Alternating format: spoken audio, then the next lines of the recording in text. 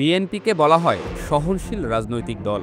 আবারও সেটার প্রমাণ দিলেন দলটির ভারপ্রাপ্ত চেয়ারম্যান তারেক রহমান। কেবল প্রমাণ নয়, তারেক রহমান পুরনো একটি ঘটনা উল্লেখ করে বারবার সরি বলে নিজেকে নিয়ে গেলেন অনন্য এক উচ্চতায়।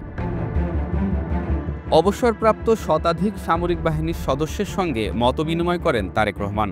বক্তব্যের শেষ পর্যায়ে মেজর জেনারেল অবসরপ্রাপ্ত সৈয়দ ফাতেমি আহমেদ রুমির কাছে দুঃখ প্রকাশ করেন তিনি। অবসরপ্রাপ্ত এই সেনা কর্মকর্তা স্পেশাল সিকিউরিটি ফোর্স বা এসএসএফ এর মহাপরিচালক ছিলেন। এরপর তারেক রহমান যা বলেছিলেন চলুন শুনে আসি।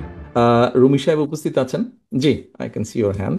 এরপর তারেক রহমান বলেন, রুমি সাহেব, আপনার নিশ্চয়ই মনে আছে, I owe you an Apology.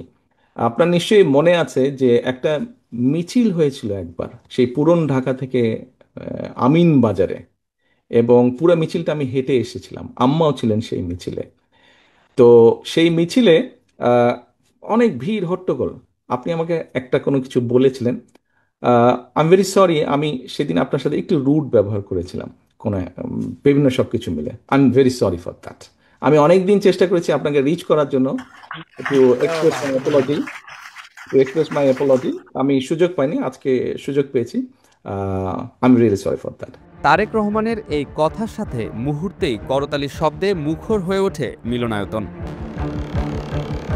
ক্ষমতায় থাকার জন্য গণহত্যা চালিয়ে ভারতে পালিয়ে গিয়েও এখন অবধি ক্ষমা চাওয়া তো দূরের কথা, অনুশোচনা পর্যন্ত নেই শেখ হাসিনার। অন্যদিকে তারেক রহমান প্রায় ভুলে যাওয়া একটি ঘটনাকে নিজেই মনে করিয়ে দিয়ে প্রকাশ্যে দুঃখ প্রকাশ করলেন। বিএনপির রাজনৈতিক সৌন্দর্য দারুণভাবে ফুটে উঠেছে।